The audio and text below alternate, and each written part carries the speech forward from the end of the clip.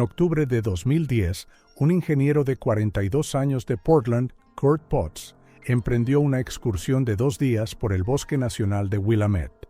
Su plan consistía en dar una vuelta corta por el sendero Pine Ridge Loop, hacer algunas fotos del bosque otoñal y volver a casa al día siguiente por la noche. 2 días después, encontraron su camioneta encerrada en un aparcamiento y el sendero se había desviado cerca de un arroyo. Kurt Potts había desaparecido sin dejar rastro. Habían pasado 11 años, y cuando los bomberos desmantelaban un garaje incendiado en los suburbios de Bend, dieron con un enorme oso disecado. Dentro, entre serrín y marcos metálicos, había restos humanos. Era Kurt Potts, un hombre que se había convertido en parte de su propio misterio. El 15 de octubre de 2010, al amanecer, el cielo de los suburbios de Portland estaba tenue y bajo. Una llovizna apenas rozaba el parabrisas de un viejo Ford Ranger. Kurt Potts, un ingeniero eléctrico de 42 años, estaba de pie junto al coche con un termo en la mano. Su mujer, Jennifer, recordó más tarde que su aspecto le resultaba familiar, tranquilo y un poco cansado tras una semana de trabajo. Antes de irse, dijo brevemente: «Por un día, nada más. Volveré mañana por la noche». Según la mujer, fue un viaje ordinario, como decenas de los anteriores. Salió hacia las 6 de la mañana en dirección a la ciudad de Bend. La ruta en el mapa de su teléfono era sencilla, a través del paso de Santiam hacia el Bosque Nacional de Willamette. Era su destino favorito. Sus compañeros decían que Potts solía ir allí cuando quería despejarse tras un largo cambio en la empresa donde había trabajado durante más de una década. No era un excursionista extremo y siempre elegía rutas cortas, conocidas y seguras. A las 10 en punto y 14 minutos, una cámara de la gasolinera Cascade Fuel Stop captó su camioneta en el surtidor. Kurt llenó el depósito, compró un café y 2 bocadillos. La cajera, Julie Evans, lo describió como un hombre tranquilo, pulcro y de voz cálida. En el vídeo se le ve saliendo de la tienda, sonriendo y ajustándose la capucha de la chaqueta. Fue la última vez que se le vio con vida. Hacia las 11, llegó al aparcamiento cercano al sendero Pine Ridge Loop. El aparcamiento es pequeño, para 5 coches, rodeado de pinos. Según otros turistas, esa mañana solo había allí 3 coches. Uno de ellos era el Ford verde oscuro de Potts. Fue identificado más tarde, cuando la búsqueda ya estaba en marcha. El sendero en sí atravesaba un denso bosque de coníferas y llegaba a una pequeña meseta con vistas al río Mackenzie. El otoño de aquel año en Willamette fue frío. El viento traía el olor de la corteza húmeda y las hojas crujían bajo los pies. Kurt dejó su chaqueta, un mapa doblado y una botella de agua en el coche. Quizá decidió que la caminata sería corta. Jennifer dijo a la policía que le esperaba la noche siguiente, el 16 de octubre. Hacia las 9 le envió un mensaje de texto. «¿Qué tal el viaje?», pero no recibió respuesta. Al principio, el teléfono emitió breves pitidos y luego desapareció de la red. Al día siguiente, intentó que no cundiera el pánico, creyendo que su marido podía haberse retrasado. Sin embargo, el lunes 18 de octubre, cuando Kurt no se presentó a trabajar y no contestó al teléfono, se puso en contacto con la oficina del sheriff del condado de Des Moines. Los detectives denunciaron la desaparición. El martes, 19 de octubre, una patrulla encontró la camioneta de Potts en el mismo aparcamiento donde la había dejado el propietario. El coche estaba cerrado, sin signos de haber sido forzado. Dentro había un termo de café helado, mapas de carreteras de Oregón, gafas de sol y una batería de repuesto para el teléfono. Las llaves estaban en la guantera, lo que resulta extraño. Los turistas experimentados suelen llevarlas consigo. Los equipos de rescate de Central Oregon Search and Rescue empezaron a inspeccionar la zona. Según el jefe del equipo, Brian Neal, recorrieron todo el Pine Ridge Loop y otros senderos cercanos, pero no encontraron ningún rastro. En algunos lugares, la hierba estaba arrugada, pero la lluvia impedía determinar la dirección del recorrido. A 5 kilómetros del aparcamiento encontraron los restos de una pequeña hoguera y un paquete vacío de barritas energéticas. Los análisis mostraron que era de la misma marca que Potts había comprado en la gasolinera. Sin embargo, no se encontraron ni una mochila ni señales de lucha en los alrededores. La búsqueda duró varios días. Participaron voluntarios, adiestradores de perros y un helicóptero del servicio forestal. El piloto informó de que, desde arriba, el bosque parecía un sólido manto oscuro, sin huecos ni marcas de campamento. La noche del 20 de octubre, las temperaturas descendieron por debajo del punto de congelación y la niebla cubrió el valle. Ninguno de los perros de búsqueda pudo seguir el rastro con seguridad. Una ruta corta llevaba a un arroyo, donde el fondo rocoso fue arrastrado por la lluvia. Allí se perdieron las huellas de las botas. Parecía como si el hombre se hubiera desvanecido en el aire. El departamento del sheriff local registró oficialmente la desaparición sin indicios de delito. Los colegas y amigos de Potts le describían como un hombre sensato, sin conflictos, que no tenía deudas ni enemigos. No bebía alcohol, no padecía trastornos mentales y era un buen padre. Lo único sorprendente era su costumbre de ir solo al bosque. Su mujer lo explicó de forma sencilla. Decía que el bosque era el único lugar para pensar. A lo largo de 2 semanas, la operación de rescate abarcó casi 30 millas cuadradas de territorio. Se revisaron todos los senderos laterales, cabañas de caza, cauces de ríos y campamentos abandonados. Pero no había nada. Ni siquiera se encontró una pieza de equipo. Cuando cayeron las primeras nevadas a finales de octubre, se suspendió la búsqueda.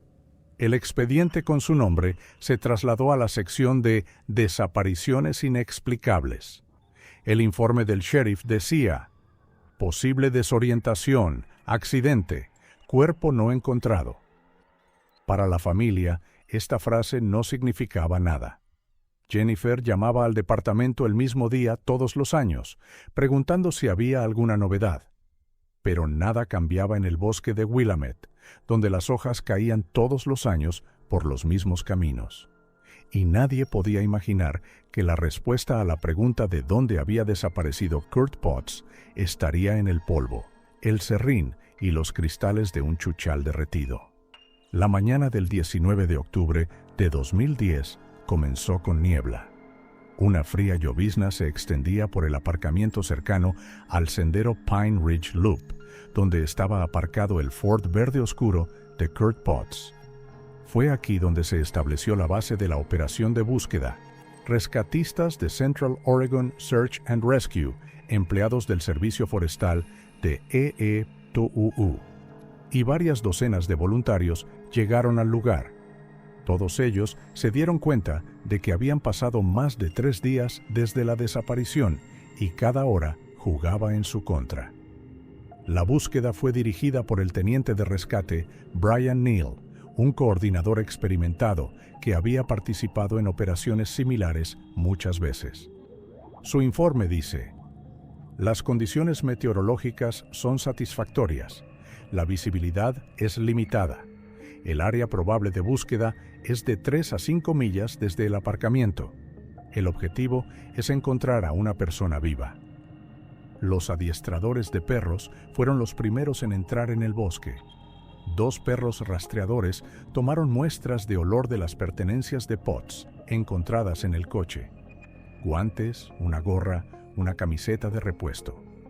La zona de búsqueda se extendía a lo largo de varios kilómetros y las coordenadas se marcaron en mapas electrónicos. Un helicóptero del servicio forestal sobrevoló las copas de los abetos, pero la espesa niebla y las nubes dificultaban la visión del terreno. Ese mismo día, la esposa de Kurt, Jennifer, llegó a Bend con su hermano, Paul. Se alojaron en un motel cercano. Los testigos recuerdan que Jennifer estaba tranquila, casi fría, como si no se dejara llevar por el pánico. Dijo a los rescatadores: nunca se arriesgaba. Si no contesta, algo ha pasado. Al tercer día de búsqueda, Uno de los grupos llegó a un pequeño claro a 5 kilómetros del aparcamiento. Allí encontraron restos de una hoguera reciente, varios envoltorios de comida y una servilleta arrugada. Basándose en la descripción y el tiempo de descomposición de los restos, los expertos determinaron que el aparcamiento podría haber pertenecido a Kurt. En el reverso de un envoltorio había una huella dactilar con una huella parcialmente conservada, que más tarde se cotejó con sus efectos personales. El campamento parecía ordenado. No había señales de lucha, objetos esparcidos ni sangre. Los perros siguieron el rastro desde el lugar de la hoguera y se adentraron en el bosque hacia el norte. A media milla del campamento, se detuvieron en un estrecho arroyo con un fondo de grandes piedras. Tras varios intentos, los perros perdieron el rumbo al desaparecer el rastro. Uno de los adiestradores anotó en su informe: parece que el rastro se rompió en el agua. La persona podría haber cruzado el arroyo o haberse caído en él. Empezaron a examinar los barrancos y desfiladeros circundantes. Los grupos se movían en sectores estrictamente definidos. Cada participante llevaba un localizador GPS para no repetir las zonas que ya habían recorrido. Pero incluso con equipos modernos, la búsqueda no dio ningún resultado. La zona parecía interminable. Laderas oscuras, árboles caídos, un silencio que se tragaba incluso el sonido de los pasos. El informe del 22 de octubre dice: no se han encontrado nuevas huellas. Las condiciones meteorológicas empeoran. En algunos lugares hay hielo. A pesar de ello, la operación se amplió, con voluntarios de distritos vecinos, aviones y cámaras especiales de imagen térmica que se unieron a la búsqueda. Pero no se detectó ninguna señal de calor similar a la humana. En esos días, periodistas de canales locales acudieron a Bend. Los vídeos del lugar de la búsqueda mostraban a personas con chaquetas de colores brillantes peinando entre la maleza y el coche de Potts, cubierto por una fina capa de escarcha. Por la noche, Jennifer estaba de pie cerca de las tiendas, con la cara oculta por una capucha. Se negó a hacer comentarios, limitándose a decir: conocía este bosque mejor que nadie. Tras una semana de búsqueda infructuosa, el detective del sheriff Mark Ross tomó las riendas del caso. Tenía 38 años, era exmilitar, tranquilo y meticuloso. Ross empezó por comprobar todas las pistas obvias. Se puso en contacto con el banco y averiguó que las cuentas de Potts no se habían movido desde su desaparición. El teléfono se registró por última vez en la red del bosque a las 15 horas del 16 de octubre. Después de eso, la señal desapareció. El detective entrevistó a los compañeros del hombre en la planta de Portland Electric Systems. Todos dijeron lo mismo: Kurt era responsable, puntual y no tenía conflictos. Uno de los empleados recordó que la víspera de su desaparición, Potts había estado entregando un gran proyecto y parecía agotado, pero no ansioso. Se barajaron varias hipótesis posibles. La primera era un accidente, una caída, una lesión, pérdida de orientación. La segunda era el ataque de un animal salvaje, muy probablemente un puma o un oso negro. Sin embargo, un biólogo del Servicio Forestal, el Dr. Richard Kane, explicó que no se habían registrado agresiones de animales contra humanos en la zona en los últimos años. La tercera versión es una desaparición voluntaria, pero la esposa negó categóricamente esta posibilidad. En una conversación con el detective, dijo: él no habría dejado a los niños, incluso llamaba todas las noches para viajes de negocios. Las palabras de Jennifer se incluyeron en el informe oficial. El 10º día de búsqueda, uno de los voluntarios dio con un trozo de tela azul enredado entre ramas. El color coincidía con el de la chaqueta de Potts, pero las pruebas de laboratorio demostraron más tarde que se trataba de los restos de una antigua tienda de campaña para turistas. La esperanza se desvaneció. Cuando cayó la nieve a finales de octubre, el comandante de la búsqueda, Brian Neal, reunió al grupo y anunció el fin de la fase activa. La decisión se tomó oficialmente en consulta con el sheriff del condado. El expediente del caso se reclasificó como desaparecida en circunstancias inexplicables. Esa tarde, Jennifer Potts llegó al aparcamiento donde estaba el coche de su marido. Dejó ramos de flores silvestres que había recogido sobre el capó y permaneció un rato en silencio. Más tarde, uno de los rescatadores dijo en una entrevista: «En el bosque, parecía como si simplemente hubiera desaparecido. No muerto, no perdido, sino ido». El equipo de búsqueda, los mapas, las tiendas, todo se recogió en un día. El bosque otoñal volvió a quedar desierto. Los relojes de los rescatadores dejaron de pitar. El helicóptero voló de vuelta a la base y el Ford Ranger de Potts fue trasladado al garaje de la policía. Los informes solo dejaban una fría frase: «La búsqueda no fue concluyente. No se encontraron indicios de delito». Así pues, la tecnología moderna, las cámaras termográficas, decenas de personas y los drones no pudieron responder a la sencilla pregunta de a dónde había ido el hombre que conocía estos senderos desde la infancia. Y el bosque de Willamette, oscuro y húmedo, parecía guardar su secreto, sin querer devolvérselo a nadie. A principios de noviembre de 2010, la investigación sobre la desaparición de Kurt Potts se convirtió oficialmente en un caso de resultado indeterminado. El departamento del sheriff del condado de Deschutes archivó todos los documentos, informes de los equipos de búsqueda, protocolos de interrogatorio, mapas con las marcas de los sectores. Pero el detective Mark Ross no tenía prisa por darlo por terminado.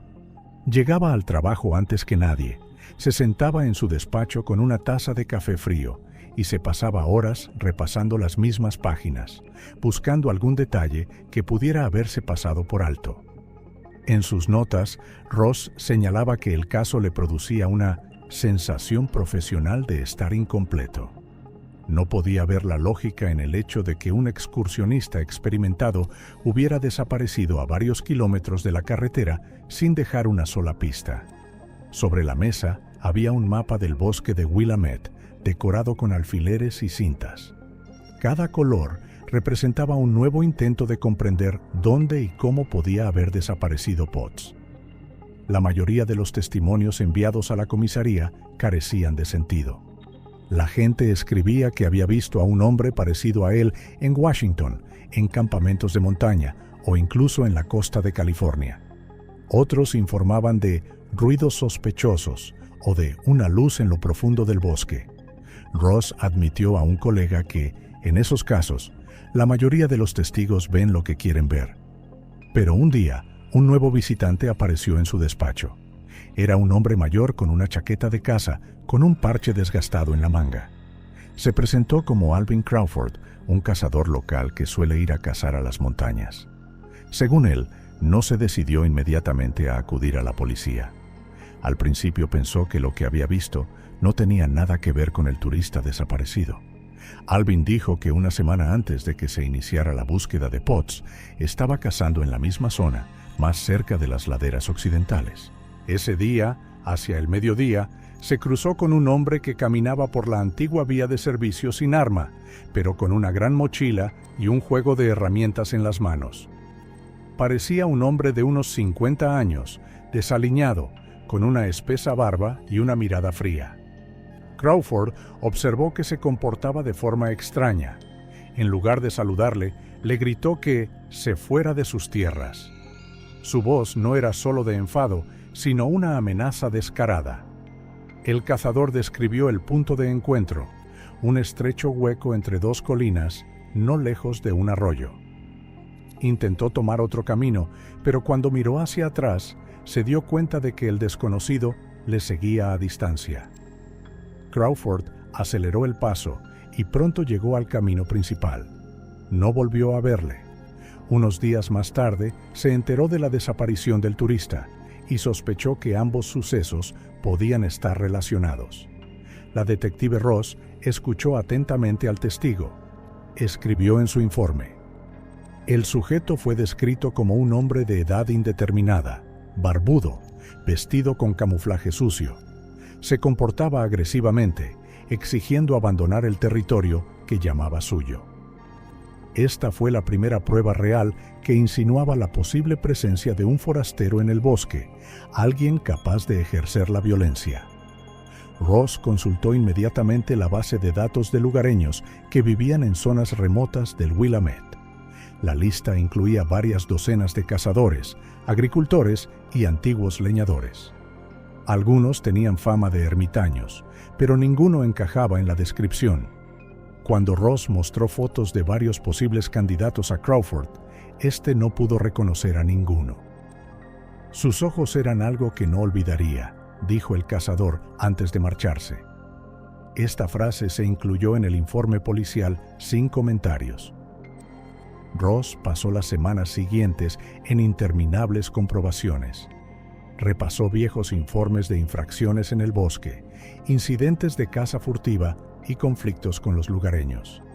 Ninguno de ellos coincidía en el tiempo ni en la naturaleza. El detective envió indagaciones a los condados vecinos para ver si había habido quejas sobre ermitaños agresivos o campamentos extraños en las montañas. La respuesta fue escueta. No se ha informado de nada por el estilo. En diciembre, cuando el bosque estaba cubierto de nieve, el rastro acabó por enfriarse. Volvieron a llamar a Crawford para que aclarara la situación, pero no añadió ningún detalle nuevo. Su historia seguía siendo la misma, como esculpida en piedra.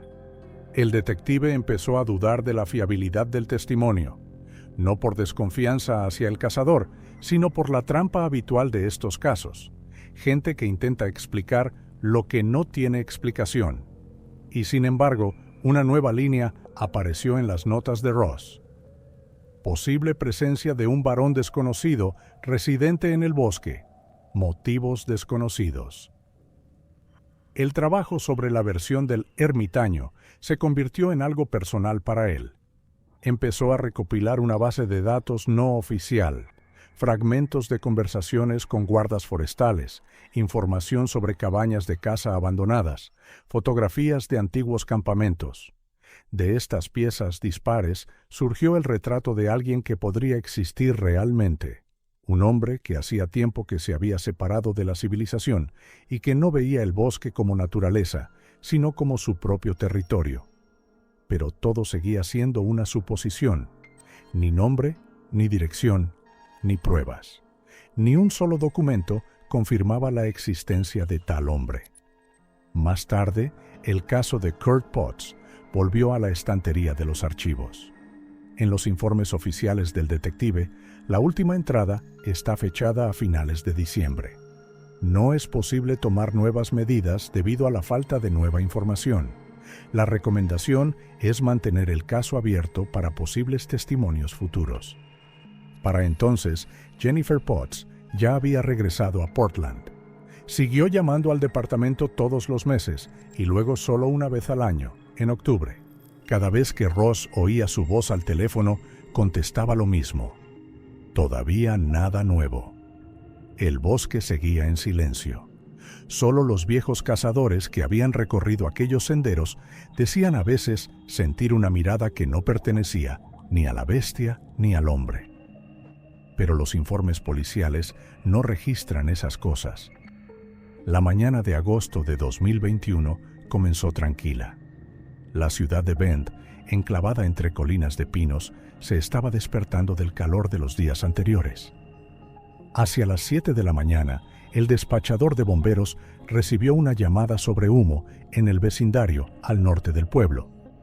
El viejo taller de un guía de caza llamado Harrison Boyd estaba ardiendo. Según los vecinos, se dedicaba a reparar barcos, fabricar trofeos de caza y coleccionar viejos espantapájaros. Los bomberos llegaron 20 minutos después. El garaje ya ardía entre llamas, el tejado se había derrumbado y las ventanas habían reventado. Una vez controlado el incendio, encontraron a Boyd inconsciente en una casa cercana. Respiraba humo, pero estaba vivo. Fue trasladado al hospital de la ciudad. En el lugar del incendio solo quedaban vigas quemadas. trozos de metal y una pila de trofeos de caza medio derretidos. Entre los restos sobrevivió una cosa extraña, un gran oso pardo disecado, casi tan alto como un hombre. Lo sacaron al exterior para ver si se incendiaba de nuevo. El exterior estaba quemado, pero el interior estaba casi intacto. Cuando uno de los agentes del sheriff que inspeccionaba la zona se acercó, observó algo que no pertenecía al animal. Un trozo de tela sintética de color azul brillante sobresalía de su abdomen desgarrado. La tela era demasiado fina para tratarse de un accesorio de caza y parecía que no procedía del relleno, sino del interior de la estructura. El descubrimiento levantó sospechas. Se llamó a los criminólogos. Transportaron cuidadosamente el espantapájaros al laboratorio del condado de Deschutes. El procedimiento de autopsia se llevó a cabo como si se tratara de un cadáver real, con cada paso registrado. Bajo una gruesa capa de serrín y un armazón de barras de acero, descubrieron lo inesperado. Dentro, en una posición parecida a la de una persona acurrucada, había huesos humanos. El cráneo, el tórax, fragmentos de brazos y de tejidos estaban apiñados en el espacio que antes había ocupado el torso del oso. Los expertos retiraron cuidadosamente los restos. Cerca de ellos encontraron fragmentos del movimiento de un reloj y una tarjeta de plástico con una inscripción que aún podía distinguirse a través de una capa de suciedad. Permiso de conducir. Estado de Oregón. Tras la limpieza, el texto quedó más claro. El nombre de Kurt Potts. Tras 11 años de oscuridad, el cuerpo del ingeniero desaparecido de Portland no fue encontrado en las montañas ni en el río, sino dentro de un trofeo de caza. La noticia se extendió instantáneamente por toda la ciudad. Los periodistas rodearon el lugar de los hechos y se montaron guardias a las puertas del hospital donde yacía Harrison Boyd. En las primeras horas posteriores al hallazgo, los investigadores no hicieron ningún comentario oficial. Uno de los bomberos, que fue de los primeros en llegar, dijo más tarde a los periodistas: «Pensamos que era solo un espantapájaros quemado. Cuando nos dimos cuenta de que había una persona dentro, a todo el mundo le temblaban las manos». El detective Mark Ross, que en su día llevó el caso de Potts, fue llamado a la comisaría a las 9 de la mañana. Le dieron un breve informe: un incendio, un espantapájaros, restos humanos. Ross acudió en persona al lugar de los hechos. Lo que vio parecía una fantasmagoría. En el patio, entre el hollín y las ventanas rotas, había un oso quemado, como una cavidad gigante mirando hacia adentro. Los expertos forenses confirmaron que los restos pertenecían a un varón adulto de entre 40 y 45 años, aproximadamente de la estatura de Potts. No había marcas de animales en los huesos, solo finos cortes hechos con un cuchillo. Llevaba una chaqueta de montaña de membrana azul, pantalones de tejido hidrófugo y botas de montaña. Es exactamente el atuendo que describió su mujer hace 11 años. Cuando el laboratorio completó el análisis preliminar, todo coincidía. Los registros dentales, la forma de la fractura del húmero y la antigua lesión registrada en el historial médico. Kurt Potts fue declarado oficialmente muerto. Lo más extraño de toda la historia fue cómo y dónde lo encontraron. Harrison Boyd, el propietario del taller incendiado, no era un recluso desconocido. Al contrario, era conocido en Bend como un rudo pero experimentado cazador guía que solía guiar a turistas en excursiones por las montañas Cascade. Tras lesionarse una pierna, dejó su trabajo y abrió una pequeña tienda de taxidermia. Sus vecinos le describían como una persona retraída que no soportaba la presencia de los demás. Uno de ellos declaró a la policía: «No dejaba entrar a nadie en el garaje, pasaba semanas sin salir y de repente quemaba la basura mientras dormíamos».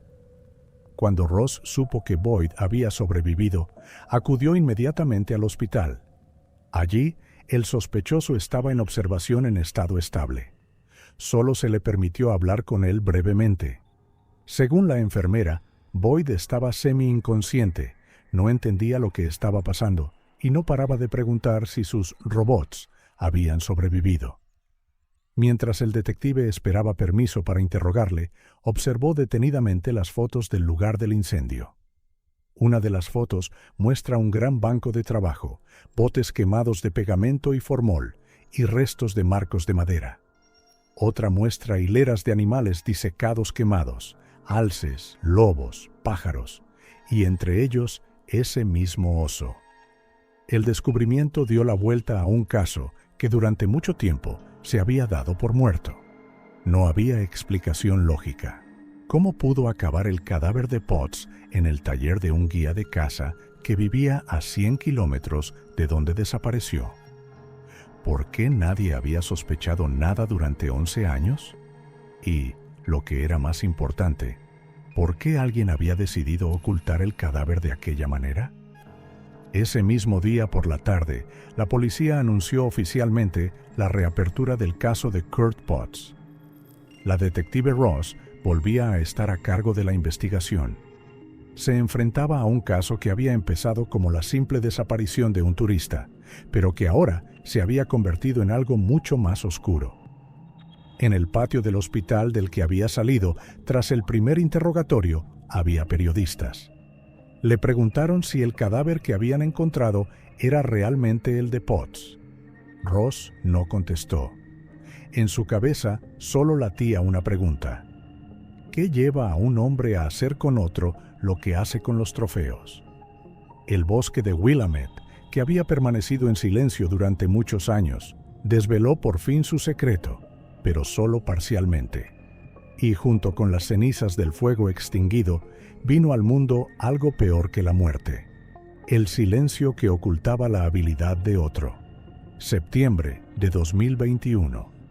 Solo ha pasado una semana desde que se encontró el cadáver de Kurt Potts en un taller incendiado a las afueras de Bend. Harrison Boyd, el principal y hasta ahora único sospechoso, yacía en una habitación de hospital bajo vigilancia. Tenía la cara carbonizada y las manos cubiertas de vendas, pero había recuperado el conocimiento. El detective Mark Ross había ido a verle por la mañana. Según la enfermera, el primer interrogatorio comenzó ese mismo día, cuando los médicos permitieron una breve conversación. Ross insistió en que el cadáver encontrado en el peluche pertenecía a un hombre que había desaparecido 11 años antes. ¿Por qué había acabado aquí? En su taller. Boyd respondió tranquilamente que él no tenía nada que ver. Según él, había adquirido el espantapájaros hacía unos 10 años de segunda mano a un cazador que vendía taxidermia. El nombre que dio estaba borroso. Luke, creo, o Luke Henderson. Vivía en algún lugar de las montañas, más cerca del condado de Lane. Ross no lo creyó al principio, pero tuvo que comprobarlo. En un memo escribió: la historia del sospechoso necesita ser verificada. El posible dueño anterior es un cazador conocido en la comunidad como Luke. Al día siguiente, llegaron los resultados del examen del laboratorio. El cuchillo encontrado entre las pertenencias quemadas de Boyd resultó ser una herramienta de cazador. Solo se encontraron restos de sangre de ciervo y oso en la hoja. No se encontró material biológico humano. El mismo resultado se obtuvo con otros objetos: sierras, martillos e incluso un delantal de trabajo. Todo apuntaba a una actividad profesional, no a la ocultación de un delito. Los abogados advirtieron inmediatamente al detective. Sin pruebas, la acusación se vendría abajo. Pocos días después, Boyd fue puesto oficialmente en libertad bajo fianza como testigo.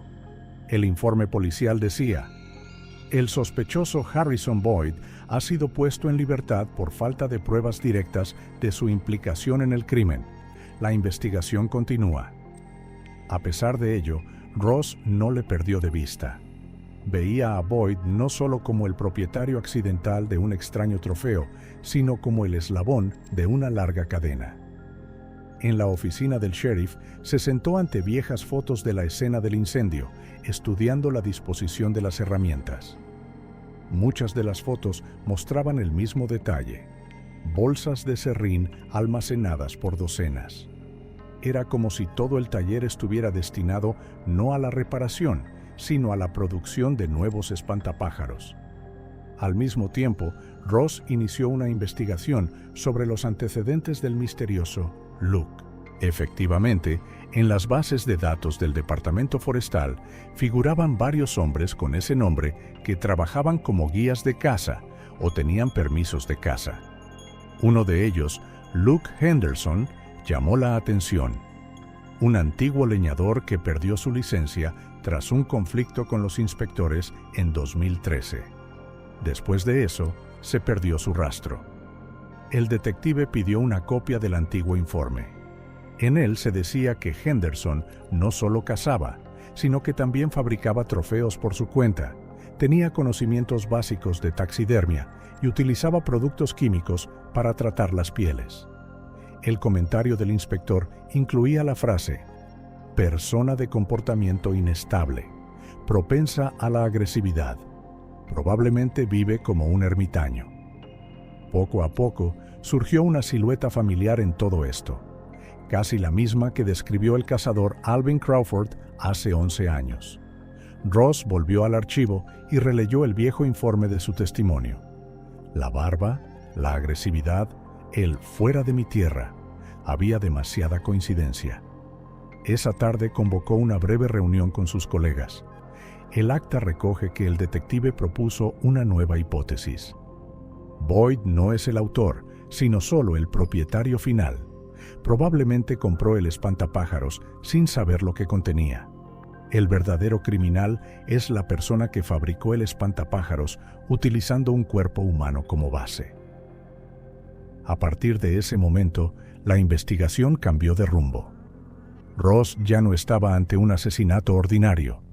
Se enfrentaba a una persona que no solo había acabado con una vida, sino que había convertido a la víctima en parte de su obra.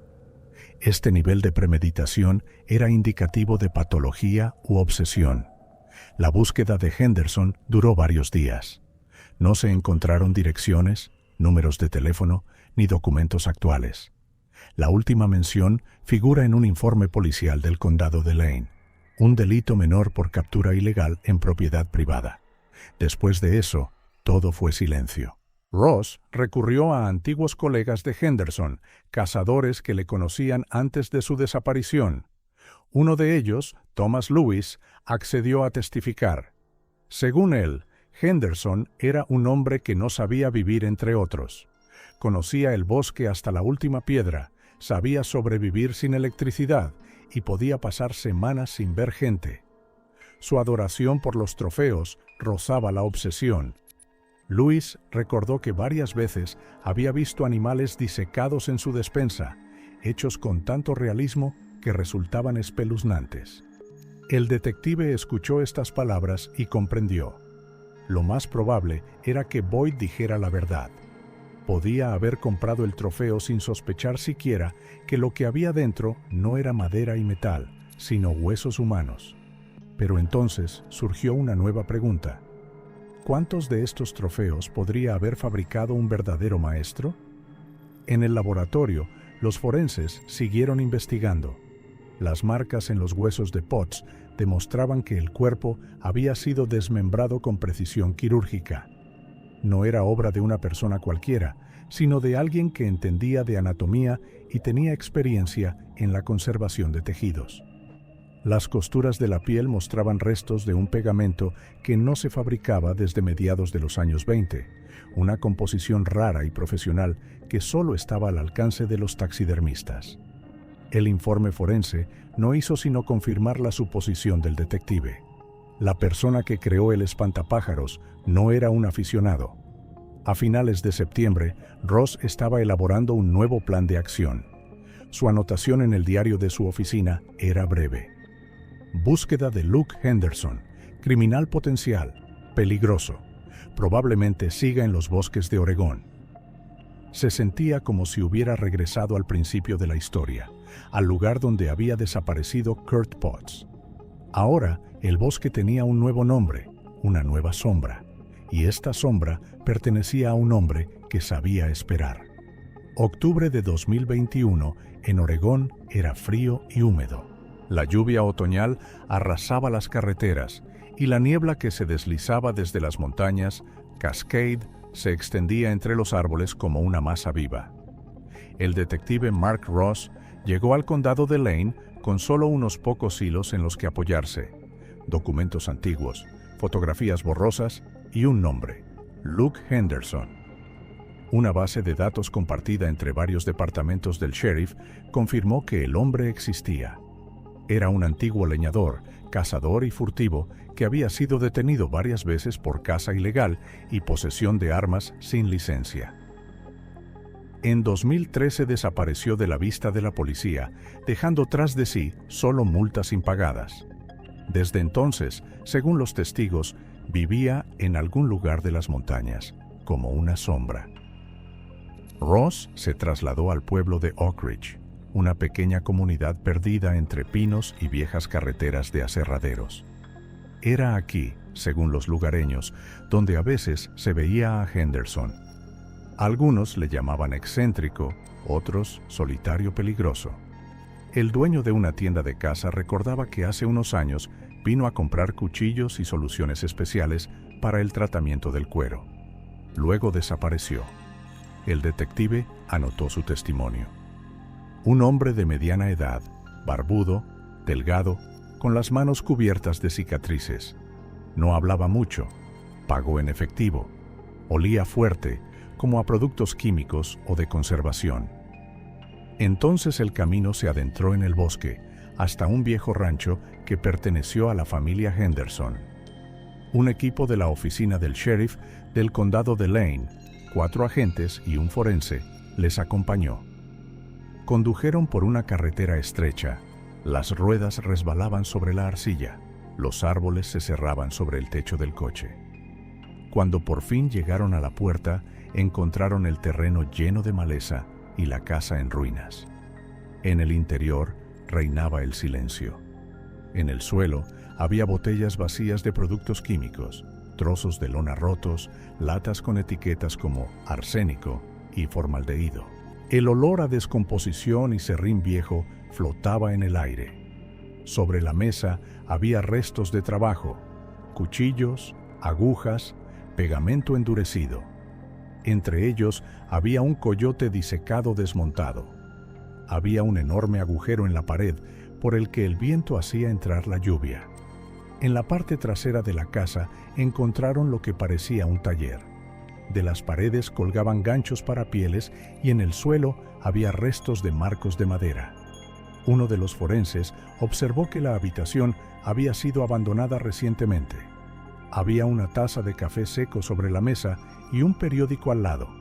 El periódico estaba fechado en octubre de 2010. En los márgenes había números y coordenadas escritos a lápiz que recordaban lugares del bosque de Willamette. Entre ellos estaba el sendero Pine Ridge Loop. Ross se dio cuenta inmediatamente de que esas marcas no eran accidentales. Henderson parecía estar al corriente de la búsqueda de Kurt Potts por aquel entonces y puede que la estuviera vigilando. Entre las pertenencias se encontró otro objeto extraño, una batería dañada de un viejo radioteléfono. Un modelo que fue utilizado por los guardabosques o cazadores a principios de la década de 2000. Esto podría significar que Henderson tenía conexión con el mundo exterior, quizá incluso escuchando canales de la policía. Los expertos lo grabaron todo, pero faltaba lo principal, el propio Henderson. Estaba claro que se había marchado a toda prisa. Su abrigo colgaba de un perchero, las colillas humeaban en la estufa y en un rincón había una mochila abierta a la que solo le faltaban algunas cosas. Ross dijo más tarde en una nota: "El lugar parece como si una persona hubiera salido un minuto y nunca hubiera vuelto". En el patio, entre el barro y los escombros, los forenses encontraron los restos de un contenedor metálico. En el fondo del mismo había una fina capa de cola congelada, idéntica a la utilizada para los espantapájaros. Esto confirmó que este era el lugar donde Henderson realizaba sus obras. El equipo de búsqueda examinó los alrededores en un radio de varios kilómetros. En el bosque encontraron varios refugios de caza. viejas cabañas construidas con tablas y lona. En su interior había rastros de vida, latas, casquillos vacíos y restos de un fuego, pero ni un solo documento, fotografía u objeto personal que pudiera decir algo más. Era de noche cuando Ross regresó al coche. La lluvia se había intensificado de nuevo, golpeando el techo en finos regueros. Las gotas se reflejaban en los faros y el bosque parecía vivo. Respiraba, observaba. El detective no pudo evitar la sensación de que alguien le estaba vigilando las espaldas. Esa noche se puso en contacto con los analistas del FBI y les transmitió las coordenadas del periódico. Un análisis preliminar demostró que la mayoría de los puntos marcados coincidían con los lugares donde había desaparecido gente en el Bosque Nacional en los últimos 20 años. Esta información no llegó a la prensa, pero causó alarma entre los agentes. Al día siguiente, Ross fue de nuevo al rancho. Quería comprobarlo por sí mismo. En la puerta encontró huellas de neumáticos recientes, no de su equipo ni de los coches de la empresa. Alguien había estado aquí durante la noche. El sospechoso, obviamente, sabía que era buscado. El informe dice: el sospechoso está probablemente vivo, conoce la zona, evita el contacto, puede estar armado. Poco a poco, la casa se convirtió en un juego de nervios.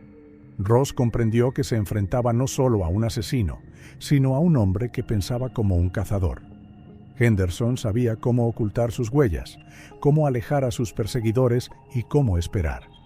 Los lugareños empezaron a hablar de ruidos extraños en el bosque. Un granjero dijo haber oído golpes metálicos por la noche, similares al sonido de un hacha sobre hierro. Otro afirmó haber visto la luz de un farol en la niebla que desapareció en cuanto se acercó. El detective recogió cuidadosamente todos los testimonios. No tenía pruebas, pero su instinto le decía que Henderson estaba cerca. El bosque que antes se había tragado a Kurt Potts escondía ahora una bestia diferente. Y ya no era él quien la cazaba. Finales de octubre de 2021. El Bosque Nacional de Willamette ya estaba sumido en un frío silencio. Hojas mojadas, carreteras vacías, niebla deslizándose entre los árboles. El detective Mark Ross había recibido nuevas coordenadas del departamento técnico. Coincidían con las marcas encontradas anteriormente en un viejo periódico en el escondite de Henderson. El punto se encontraba en lo más profundo del bosque, en un antiguo asentamiento minero abandonado hacía tiempo tras los incendios de los años 50. La zona era inaccesible, una estrecha carretera que se perdía entre las colinas y además solo a pie. Para los cazadores locales, estos lugares tenían mala fama. Los llamaban valles ciegos, porque las señales de radio se apagaban y las brújulas se volvían locas. Por eso Ross decidió actuar de inmediato. Cualquier retraso daba a Henderson la oportunidad de desaparecer de nuevo. La redada se preparó a toda prisa, pero con la máxima precisión. Un grupo de 8 agentes del condado de Lane, 2 adiestradores de perros y un helicóptero con cámara termográfica participaron en la operación. La orden oficial, firmada por el sheriff, era sencilla: coged al sospechoso vivo. Uso de la fuerza solo en caso de amenaza. Cuando el equipo llegó, se detuvo a media milla del antiguo cuartel. Continuaron a pie. El viento traía el olor de la madera en bruto y el óxido.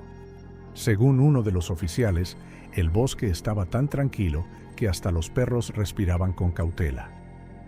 Cuando se acercaron, vieron 3 edificios inclinados, los restos de un campamento minero. Los tejados estaban hundidos y las ventanas tapiadas, pero los signos de vida eran evidentes. Una de las puertas tenía un rasguño reciente de cuchillo. Los agentes se dividieron en sectores. En el primer edificio había latas, restos de comida, colillas y una botella de agua. En el segundo había un viejo saco de dormir, aún caliente al tacto. Sobre la mesa había un mapa roto con marcas. Todo indicaba que la persona había estado aquí recientemente, tal vez hacía unas horas. El forense anotó más tarde en su informe: no hay trampas, No hay signos de pánico. El lugar fue abandonado a toda prisa. Ross examinó cuidadosamente el suelo. En una esquina, por donde se había filtrado el agua, quedaba una clara huella de bota en el suelo húmedo. Era la talla de un hombre, alrededor de un 43, con el dibujo típico de los zapatos de caza. El adiestrador llamó inmediatamente al perro, un pastor alemán llamado Burke. El animal captó el olor y reaccionó al instante, tirando hacia la ladera que descendía hacia el valle. El equipo le siguió. Unos minutos después, una voz procedente del helicóptero llegó a través de los auriculares de Ross. Tengo movimiento entre los árboles en la cámara térmica. Un objeto parece ser una persona. Pero la niebla era cada vez más espesa y la conexión se cortó. Las pendientes eran cada vez más pronunciadas y el suelo resbaladizo. Ross se adelantó, manteniendo el arma preparada. Los perros seguían tirando con obstinación, ladrando breve e intermitentemente. Según uno de los oficiales, el ambiente no parecía el de una cacería, sino el de la búsqueda de algo invisible. Todos se dieron cuenta de que podía tratarse de una emboscada, pero siguieron caminando en silencio. Tras media hora de persecución, llegaron a un estrecho sendero pisoteado por huellas recientes. Las ramas estaban rotas y de un arbusto colgaba un hilo de tela gris que parecía una chaqueta. Ross lo guardó en su mochila y siguió caminando. El viento cambió de dirección y el perro pastor volvió a excitarse. El olor estaba cerca. Entonces el terreno descendió bruscamente hasta un arroyo. Allí, en la arcilla junto al agua, había varias huellas de pies descalzos. Henderson se había quitado las botas para cruzar el agua sin ser visto. Esta decisión le salvó. Los perros perdieron el rastro. Los adiestradores de perros intentaron recuperar el rastro, pero fue en vano. La corriente se lo había llevado todo. Ross les ordenó dividirse en dos grupos para rodear el valle por ambos lados. El informe decía: el sospechoso se mueve erráticamente, sin un plan, probablemente agotado, mal orientado. Todo indicaba que Henderson no estaba preparando una trampa, sino simplemente huyendo. La lluvia se intensificó. El barro se les pegaba a los zapatos y las linternas se apagaban debido a la humedad. Cuando cayó la noche, decidieron continuar la operación de búsqueda. Retirarse significaría perder su única oportunidad. El helicóptero dio varias vueltas sobre el bosque, pero la espesa capa de nubes y árboles ocultaba todo lo que ocurría bajo ellos. A las 5 de la mañana, según el agente Peter Collins, el perro volvió a encontrar el rastro cerca de un gran afloramiento de piedras. Las huellas llevaban hacia arriba, hacia un barranco de montaña donde el bosque se hacía más denso. El olor a humo estaba en el aire, tenue pero perceptible. Probablemente Henderson había hecho un pequeño fuego para calentarse. El equipo avanzó en silencio. Algunos agentes recordaron más tarde que tenían una extraña sensación de presencia, como si les estuvieran observando. Oían pasos en cada susurro, movimiento en cada sombra, pero no vieron a nadie. Cuando por fin llegaron al claro, donde se suponía que estaba la cabaña o refugio, solo había un bloque de hormigón. Los restos de un árbol aún humeaban y una tetera de metal yacía cerca. Henderson había abandonado este lugar unas horas antes de que ellos llegaran. Las palabras estaban grabadas con tiza en una piedra cerca del fuego. Llegaste demasiado tarde. Para la policía, esto era señal de que sabía que le estaban buscando y que les había estado siguiendo. El detective Ross escribió brevemente en su informe: el sospechoso controla la situación, probablemente a menos de 10 millas de su ubicación actual. Operación en curso. Aquella noche, el bosque de Willamette era como un ser vivo, al acecho y a la escucha. Los pasos del equipo se disolvían en la niebla y cada sonido parecía provenir de la oscuridad. Henderson ya no era un mito ni un fantasma, solo un hombre cansado que sabía que el círculo se cerraba. Pero aunque estuviera acorralado, seguía siendo peligroso. Y en algún lugar más adelante, en la espesa y húmeda oscuridad, entre los arroyos y las rocas, su rastro seguía humeante de calor, como si fuera el aliento del propio bosque. Finales de octubre de 2021. El amanecer saludó al grupo en un valle pantanoso donde el bosque se convertía poco a poco en un caos de arroyos y arbustos. El perro, que llevaba persiguiéndoles desde la tarde anterior, se detuvo de repente cerca del agua fangosa. Entonces no ocurrió nada. El suelo húmedo ocultó las huellas y el arroyo, que corría entre las hojas otoñales, acabó por borrar el rastro. El informe del adiestrador de perros decía más tarde: el rastro se interrumpe cerca del arroyo. Probablemente el sospechoso se metió en el agua para ocultar la ruta. No es posible proseguir la persecución sin dividir el grupo. El detective Mark Ross, de pie entre la niebla, inspeccionó la zona. El aire húmedo olía a pantano y podredumbre, y los únicos sonidos eran los lejanos gritos de los cuervos. La zona parecía cerrada, una pequeña hondonada enmarcada por todos lados por colinas y densa maleza. Sabía que Henderson no podía estar lejos. Una persona que huye no solo deja huellas, sino también aire, ramas rotas y un rastro de miedo. Ross ordenó que se dividieran en dos grupos. El primero fue a la izquierda, rodeando el valle por la ladera, y el segundo fue a la derecha, cruzando los arroyos. Él se quedó en el centro, manteniéndose en contacto con todos por radio. El viento traía frases fragmentadas, el sonido de las salpicaduras del agua y la respiración agitada de los oficiales. Poco a poco, se fueron adentrando en el silencio que el bosque parecía haber creado deliberadamente para esta escena. Lo único que oían era el crepitar lejano de las ramas y las gotas que caían de las ramas sobre sus capuchas. Ross caminó despacio, observando cada piedra. Bajo los pies había tierra blanda, a veces barro.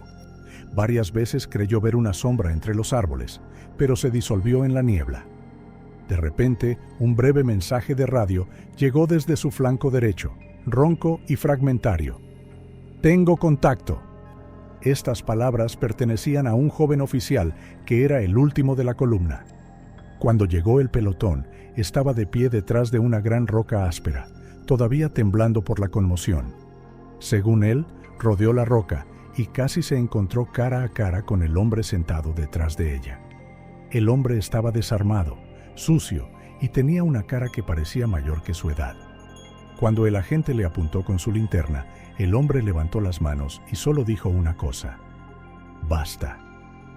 Esa fue la primera vez que el detective Ross vio a Luke Henderson después de 11 años de investigación. Su aspecto se describe en el informe: delgado, demacrado, con un impermeable hecho jirones, la cara cubierta de barro. Tenía abrasiones en las manos y marcas de erupción química en las mejillas. Tenía los ojos enrojecidos y las pupilas desiguales. No presentaba signos de intoxicación. No opuso resistencia. Al contrario, parecía un hombre que llevaba mucho tiempo esperando ese momento.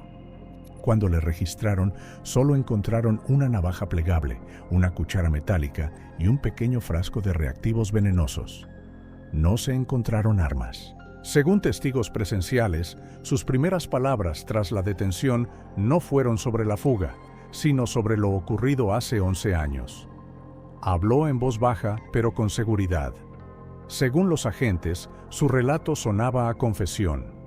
Henderson dijo que aquel día se encontraba en el bosque, cerca del sendero Pine Ridge Loop. No buscaba a nadie, pero consideraba que esa zona era suya. Cuando vio a un desconocido encendiendo un fuego, se acercó para advertirle. Se produjo una pelea entre ellos. Kurt Potts, dijo, intentó seguir adelante, y él corrió a su encuentro. Entonces hubo unos segundos de forcejeo, una piedra en la mano, un grito, un golpe. Henderson dijo que murió al instante. Estaba confuso, intentó enterrar el cuerpo, pero el suelo era demasiado duro. Entonces recordó su oficio. Sus palabras fueron grabadas por uno de los oficiales. Solo hice lo que sabía hacer. No quería que desapareciera, no quería que nadie lo encontrara. Le escondí como se esconde a un animal. Cuando Ross oyó esto, se limitó a asentir. No veía a Henderson como un depredador, sino como un hombre que había sido devorado por el bosque. El mismo bosque que había guardado sus secretos durante años. El detenido fue sacado del valle lentamente. El camino de vuelta era difícil. Barro, agua, piedras resbaladizas. Henderson caminaba solo, sin oponer resistencia, solo tropezando de vez en cuando. 2 agentes caminaban a su lado. Cuando llegaron a una zona abierta, la niebla se disipó y el sol se abrió paso entre los árboles. Por primera vez en días, el bosque parecía tranquilo, como si no hubiera pasado nada. Ross se quedó atrás, observando cómo metían al sospechoso en el coche. No estaba contento. La sensación de cierre le parecía ajena y fría. En el informe oficial que presentó esa noche, escribió: el sospechoso fue detenido sin hacer uso de la fuerza. Durante el arresto, hizo una confesión voluntaria. El motivo del crimen es un conflicto doméstico. Su estado emocional es inestable. Admite parcialmente su culpabilidad. Mientras el convoy de coches regresaba a la autopista, Ross permaneció un rato junto al arroyo, escuchando el sonido del agua. Pensó en Potts, un hombre corriente que acababa de adentrarse en el bosque y nunca había regresado, y en Henderson, el hombre que había convertido el bosque en su jaula. Cuando se apagó el último ruido de los motores, el valle volvió a quedar en silencio. El mismo silencio que había reinado durante 11 años. El bosque, que había guardado sus secretos durante tanto tiempo, había renunciado por fin a uno de ellos, no como un triunfo, sino como un recordatorio. No hay vencedores en el desierto. Solo existen los que no encuentran el camino de vuelta.